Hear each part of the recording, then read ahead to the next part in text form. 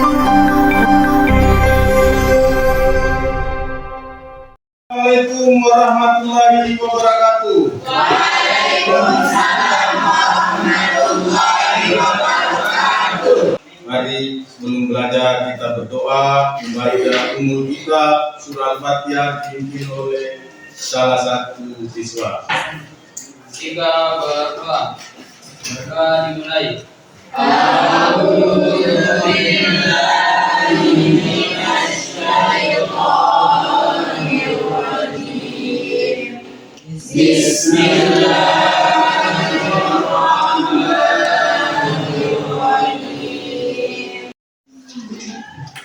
Ustadz akan mengecek kehadiran kalian. Kita catat saja yang tidak masuk tadi. Ada yang tidak masuk hari ini? Siap. Tujuan belajar kita ini juga nanti kalian akan belajar untuk memecahkan masalah kontekstual yang berkaitan dengan ukuran pemusatan data kelompok. Oke, semua siap belajar ya? Iya. Masih tetap semangat ya? Iya. Alhamdulillah. Tentunya kemarin kita sudah pelajari tentang ukuran pemusatan data tunggal. Ada yang masih ingat bagaimana pemusatan data tunggal untuk MEAN? Kalau MEAN berarti nilai dikali jumlah provinsi dibagi jumlah provinsi. Kalau median ada berapa median kemarin untuk data tunggal? Bisa pendekatannya, bisa untuk data ada data ganjil, kemudian modus. Kita punya masalah berikutnya adalah data kelompok ya. Kita ketahui sebuah data kelompok itu dia memiliki rentang. Kalau kemarin data tunggal itu mudah kita susun. Sekarang misalnya ada yang nilainya 5 sampai 8, 9 sampai 11. Itu tidak bisa kita langsung seperti cara kemarin. Nah, hari inilah kita gunakan model pemecahan masalah. Kita nanti kalian Ustadz akan bagikan sebuah masalah yang berkaitan dengan data kelompok. Nah, nanti dari data kelompok itu kalian belajar untuk menemukan modus, median, dan MEAN atau nilai rata-rata dari data kelompok tersebut. Siap? Siap. Oke. Selanjutnya saya akan bagikan namanya LKPD yang berisi masalah. Jadi kita hidup itu harus terima untuk diselesaikan. Ini kamu punya masalah. Nah, nanti di situ kalian amati terus. Kalian gunakan semua sumber belajar yang ada, buku, internet, melalui HP kalian itu untuk mencari tahu apa itu MEAN data kelompok, bagaimana menyelesaikan median data kelompok, bagaimana menyelesaikan modus data kelompok.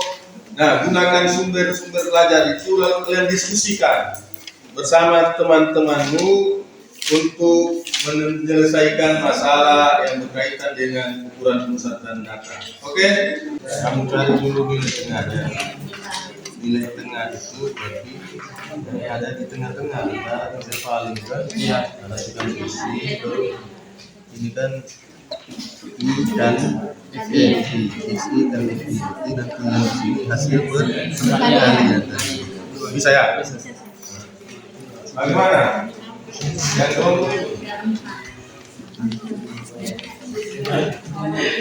cari nilai tengahnya bisa ya. Nanti nilai tengahnya dikali dengan frekuensi, nanti hasilnya sini, nanti jumlahnya diisi. Contoh, ini contoh. Nanti setelah hasilnya nanti masukkan ke ini rumus main data kelompok kan. Nah, kamu bagi tugas, ada yang mean, ada median, ada modus, supaya cepat.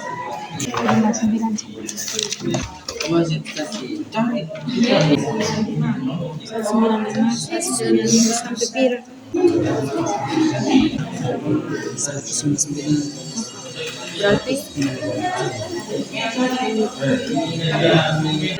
Ini kan ini 154 kali 5 770. Gunakan semua sumber daya. Ini siapa yang akan melakukan presentasi nanti? Ya. Pertama nanti mean Data kelompok. kelompok mana? Nanti modus satu kelompok, median juga satu kelompok. Assalamualaikum warahmatullahi wabarakatuh.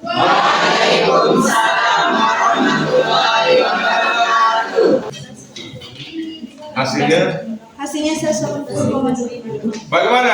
Ada yang mau tanya? Saya Saidi, saya dari kelompok 4 yang mana saya ingin bertanya. Sebelum kita menentukan frekuensi atau segala macam, kita tentukan dulu nilai tengah.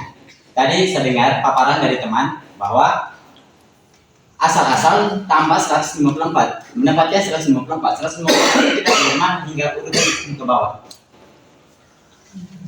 Dari 150 sampai 158 adalah 154. Warahmatullahi wabarakatuh.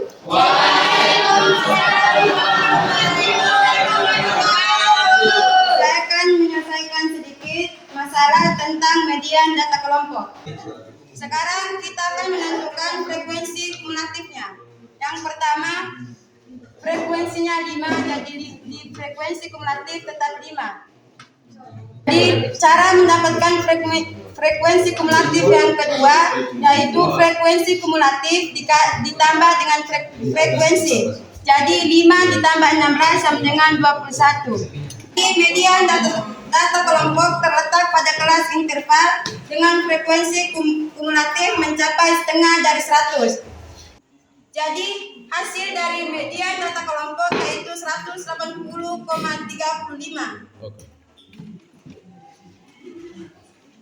Apakah ada pertanyaan? Kami bisa. Silakan yang mau bertanya. Kenapa TB2 atau TB bawah kelas median harus dari 177 sampai 185? Iya. Ada yang bisa jawab? Ah, temannya kelompok ini. Dari kelompok ini mana temannya? Ini. Silakan. Sedangkan kita kan mencari median. Kelas median itu berada di bagian 177 sampai 185. Otomatis titik bawah median itu kita ambil dari 177 dikurang 0,5. Jika kelas mediannya itu berada di 168 sampai 176, berarti nanti titik bawah kelas mediannya itu 168,0,5. Bukan, maksudnya alasannya kenapa harus ambil angka 177 sampai 185? Kan masih ada alasannya. Karena 1 sampai 185 itu merupakan kelas median. Kelas median tengah. Karena mediannya itu kan nilai tengah. Iya. Jadi kan nilai tengah itu kan data median ini kan masih 100. Kalau 100 bagi 2 kan 50. Otomatis kita lihat dulu data dibanding 50 itu di bagian frekuensi kumulatif di bagian ke 62 ini kan ada 50. Iya. Otomatis kelas median itu berada di bagian sini. Jadi titik bawah kelas itu kita ambil di bagian 177 dikurang 0,5. Terima kasih. Gitu. Ustaz. Bagaimana Salman? Sudah paham? Alhamdulillah. Kita tepuk tangan dulu. Assalamualaikum warahmatullahi wabarakatuh. Saya akan mempresentasikan hasil diskusi kami tentang modus data kelompok. Pertama-tama kita akan menentukan, seperti dari rumus, kita akan menentukan TB-nya terlebih dahulu. Kemudian kita mencari dari D1. Di mana kita mendapatkan D1-nya? D1 kita mengambilnya dari frekuensi terbesar, yaitu 21, kemudian D1 tersebut ditambah D2. Kemudian kita masukkan TB-nya 176,5 ditambah dengan 4,5 yang hasilnya 181. Oke, tepuk tangan. Presentasi dari 3 kelompok ini, dari pertama sekali sampaikan beri penguatan. Mungkin kita punya masalah tadi adalah menentukan nilai tengah dari teman kamu bertanya tadi ya. 154 ini apakah kita semua harus hitung manual begini? Kita susun panjang. Kalau intervalnya kira-kira rentangnya itu sampai 1000, kita susun nanti banyak sekali ya. Jadi ada cara yang langsung itu bisa dengan cara ini kan ada batas bawah, batas atas. Jadi batas bawah ditambah batas atas dibagi 2. Itu hasilnya menjadi nilai tengah. Jadi 150 ditambah 158 bagi 2 sama dengan 154. Itu caranya ya. Terus nanti kita menyajikannya juga. Yang ini namanya sigma. Yang kayak huruf M tidur itu namanya sigma. Dia masih tidur, nanti dia bangun baru namanya N. Nah, terus kalau untuk median saya pikir sudah jelas. Tadi ada pertanyaan bagaimana, kenapa harus 177 bukan 168? Kenapa harus ambil yang 177? Ya karena kita tahu bahwa median itu namanya nilai tengah dari seluruh jumlah data ya. Data keseluruhan itu ada 100. Berarti di tengahnya itu berarti 100 bagi 2. Urutan, masih ingat kemarin, urutan ke-50 itu ada di 177 sampai 155, yaitu di dalam sini. Sehingga diambillah 177, bukan diambil 159, 186. Nah, oke, untuk modus saya pikir modus tidak terlalu sulit. Tinggal kalian lihat di modus itu. Yang pertama sekali tepi bawah dari kelas modus. Kan kemarin data tunggal kita sudah tahu. Kelas modus itu kelas yang paling banyak frekuensinya. Kalau pakai tabel distribusi ya. Paling banyak frekuensi 21. Ini ada batas bawahnya 177. Ambil tepi bawahnya. Berarti batas bawah dikurangi 0,5. Hasilnya 1,5. Nah, D1 itu adalah frekuensi kelas modus dikurangi kelas sebelumnya. D2 dikurangi kelas sesudahnya. Terus P itu adalah 150. Ini juga cara menghitung panjang interval itu bisa juga dengan cara tepi atas 158,5 dikurangi 149,5 kurangi tepi bawah, atau ini kan 150 158, batas atas ini tambah 1 tinggal dikurangi batas bawah, 159 kurang 150 sama dengan 9, seperti begitu ya. Nah, akhirnya kita masuk ke fase selanjutnya. Mari kita sama-sama menggali pengalaman kita tadi. Kalian coba simpulkan bagaimana proses menyelesaikan. Kira-kira setelah kalian menerima masalah tadi, apa yang pertama kalian lakukan? Mengamati masalah terkait dengan langkah selanjutnya apa yang kalian lakukan? Menganalisis, mencari sumber yang berkaitan dengan terus dari sumber itu kita memilah informasi yang kita gunakan. Jadi itu berupa apa? Berupa rumus, terus keterangan-keterangan, tabel-tabel, lalu kita mulai mengoperasikannya atau menganalisis melalui diskusi dengan teman-teman, sehingga langkah terakhir adalah kita mengkomunikasikan atau menyajikan data tersebut.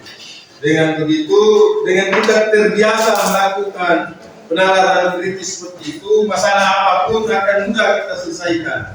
Jadi seperti yang kamu simpulkan tadi, kita lihat sebuah masalah, berarti kita harus analisis. Masalah ini tentang apa? Oh, tentang niat, modus, dan media. Berarti sumber yang kita cari untuk menyelesaikan tentang apa itu niat, apa itu modus, apa itu median, dengan rumus-rumusnya dan cara-cara menyelesaikannya.